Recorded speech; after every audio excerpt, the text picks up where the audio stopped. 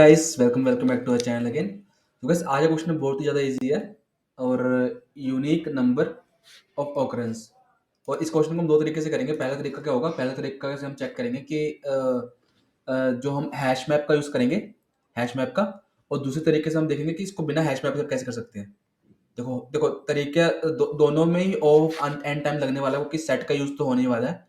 लेकिन क्या है कि आपको जो अगर आप अप्रोच सीखेंगे ना अलग अलग, तो आपको और ज़्यादा बेनिफिट होगा आगे फ्यूचर के क्वेश्चंस में। तो फटाफट क्वेश्चन को पढ़ लेते हैं। क्वेश्चन कह रहा है कि given an array of integer. पहले इसको मत देखना, आप अभी इसको मत देखो, ठीक है ना।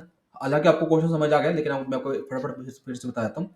Given an array of integer array return true if a number of occurrence of each value in array is unique और फॉल्स अदरवाइज। मतलब क्या बोल रहा है कि अगर जिसके एक का ऑकरेंस क्या है, एक का ऑकरेंस है 1 2 3, एक का ऑकरेंस 3 है, 2 का ऑकरेंस कितना है, 2 का ऑकरेंस 2 में 2 कितनी बार आ रहा है, और 3 का ऑकरेंस कितना है, 3 का ऑकरेंस 1 है।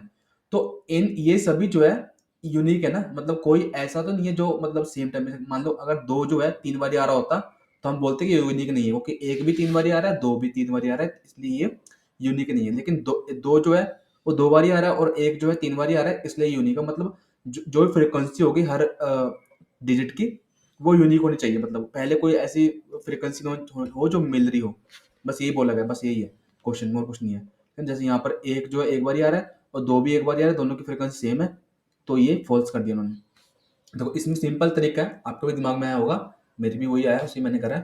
पहले आप इसको देखते हैं, उसके बाद मैं बताऊंगा कि आप बिना हैश मैप से कैसे कर सकते हैं। मैं आपको अप्रोच बता दूंगा, आप ट्राई करिएगा उसको एक बार, ठीक है।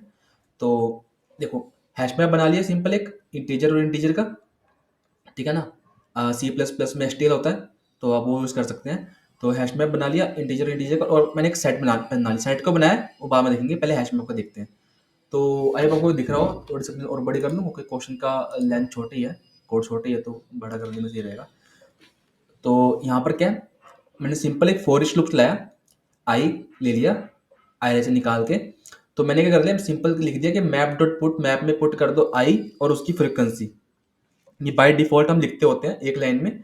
आप ऐसा ऐसे ऐसे लिख सकते हैं, if map dot contain this, तो उसकी फ्रिक्वेंसी 1 से बढ़ा दो, एल्स उसकी फ्रिक्वेंसी में 1 डाल दो। इफ और एल्स का चक्कर से बचने के लिए हम सिंपल एक लाइन में से लिख सकते हैं कि मैप डॉट पुट आई, और उसी को गेट कर लो, उसको गेट करके चेक करो कि अगर वो आई एग्जिट कर रहा है तो कुछ ना करो, फिर पहली फ्रिक्वेंसी में सिंपल 1 बढ़ा दो। अगर एग्जिस्ट नहीं कर रहा तो भी सिंपल 1 बढ़ा दो, ठीक है ना।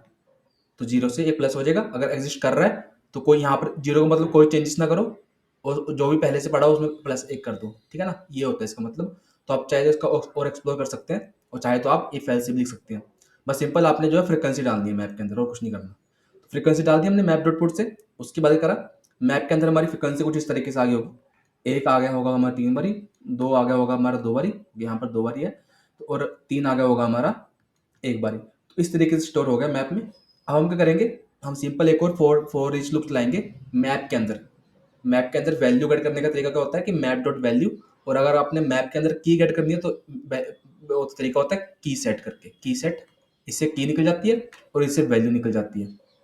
और भी बहुत सारे ट्रैवर्स करने के तरीके होते हैं मैप को, आप उसको एक्सप्लोर कर सकते हैं, ठीक है ना। उसके बाद क्या क्या लिखा मैंने, मैप डॉट वैल्यू कर लिया। अब मेरे को हर एक वैल्यू मैप की, ये वाली वैल्यू एक एक करके मिलती रहेगी। इससे मेरे को मतलब नहीं है, क्योंकि मेरे को इसको देख के ही आंसर देना है। तो मेरे को यहाँ से क्या करके वैल्यू मिलती रहेगी। वो मैंने कैसे करा, इफ सेट डॉट कंटेंट, जो सेट मैंने बनाया था उसका यूज अब यहाँ पर होगा। मैंने क्या करा कि सेट के अंदर की वैल्यू है पहले से, इसका मतलब कि फ्रिक्वेंसी डुप्लीकेट हो रही है और हमारा जो आंसर फॉल्स होना चाहिए, इसलिए उसको फॉल्स कर दो। अदरवाइज अदरवाइज करो, उसके अंदर ही फ्रिक्वेंसी डाल दो। मतलब क्या है, अगर सपोज करो कि यहाँ पर 2 की जगह 3 होता, कि 2 जो है 3 बार ही आ रहा होता, तो पहले इटरेशन में क्या होता, 3 आता, इसके पास वैल्यू से मैप डॉट वैल्यू से 3 आता। 3 आता तो और क्या ये चेक करता कि इफ सेट के अंदर 3 पड़ा है, सेट के अंदर तो इनिशियली खाली है, तो सेट के अंदर खाली है तो 3 डाल देता, ठीक है, 3 डाल दी सेट के अंदर। उसके बाद दोबारा से यहाँ पर 3 मिल गया, अगली वैल्यू फिर से चेक करके इफ सेट के अंदर 3 पड़ा है, हाँ जी 3 पड़ा पहले से, तो ये इस टाइम पे फॉल्स कर देता, क्योंकि फ्रिक्वेंसी रिपीट हो रही है। अदरवाइज ये सेट के अंदर ये डाल देता। तो इन दी एंड अगर हम सारा लूप चलता रहेगा और इस कंडीशन, ये कंडीशन ट्रू नहीं होती है कहीं पर भी जाके, ठीक है ना, सेट के अंदर कोई भी वैल्यू ऐसी नहीं है जो डुप्लीकेट है, तो क्या करेगा, इन दी एंड बाहर आके ट्रू रिटर्न कर देगा। देखो ये तो होगा बेसिक अप्रोच, ठीक है ना, जिसमें हम सेट यूज कर रहे हैं और हैश मैप यूज कर रहे हैं। एक और अप्रोच क्या हो सकती है कि हम एरे को शॉर्ट कर लें। मैं इसको पहले एक और अप्रोच हो सकती है, हम एरे को शॉर्ट कर लेंगे। एरे को शॉर्ट करने का फायदा क्या होगा कि हमारे पास वैल्यू कुछ इस तरीके से आ जाएगी, 1 1 1 2 2 3, है ना, ऐसे हो जाएगी ना। तो हम क्या करेंगे, ट्रेवल्स करेंगे सिंपल, शॉर्ट करने के बाद ट्रेवल्स करेंगे, और हम ट्रेवल्स करके एक कोई भी एक वेरिएबल ले लेंगे, कोई भी वेरिएबल ले लेंगे जो कि हमारी करंट करंट एलिमेंट का फ्रिक्वेंसी को नोट करती रहेगी। देखो ट्रेवल्स हमको सिर्फ एक बार ही करना है, और सेट तो हमको लेना ही पड़ेगा, ठीक है ना, मैंने आपको स्टार्टिंग में बताया था, सेट तो लेना ही पड़ेगा, चाहे हैश मैप आप ना लो, लेकिन सेट आपको लेना पड़ेगा। ये करने का तरीका इसका इसको क्यों बता रहा हूँ, क्योंकि थोड़ा आपको आइडिया हो जाता है कि मतलब फ्यूचर में भी हम ऐसी चीज़ें यूज़ कर सकते हैं किसी और क्वेश्चन में। तो क्या होगा कि ये क्या करेगा, ट्रेवल्स करेंगे, सॉर्ट करने के बाद ट्रेवल्स किया और चेक किया कि एक जो है, एक आया है, तो ये फर्स्ट इंडेक्स है ऑब्वियसली, तो हम यहाँ पर इसकी फ्रीक्वेंसी, एक की फ्रीक्वेंसी यहाँ पर नोट कर लेंगे, तो एक है।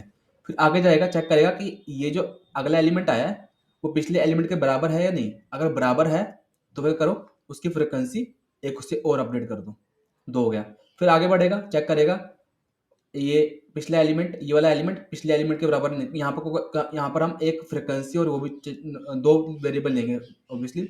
एक होगा जो करंट एलिमेंट होगा, करंट एलिमेंट जो कि बताएगा 1 है, और एक होगा उसकी फ्रीक्वेंसी, ठीक है, सिंपल, जो बताएगा 2 है, तो इसको मिटाया था, बताएगा फ्रीक्वेंसी। तो यहाँ पर चेक करेगा करंट एलिमेंट के बराबर है, हाँ जी बराबर है, तो उसकी फ्रीक्वेंसी को 3 कर दो, एक अपडेट कर दो।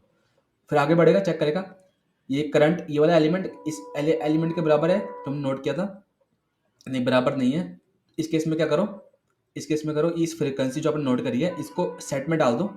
सेट में हमने डाल दिया फ्रीक्वेंसी को, सेट के अंदर आ गया 3, और इस करंट एलिमेंट को चेंज करके नई फ्रीक्वेंसी लिखना शुरू कर दो। करंट एलिमेंट आप 2 कर देंगे और फ्रीक्वेंसी हम शुरू से स्टार्टिंग से 1 लिखना स्टार्ट कर देंगे।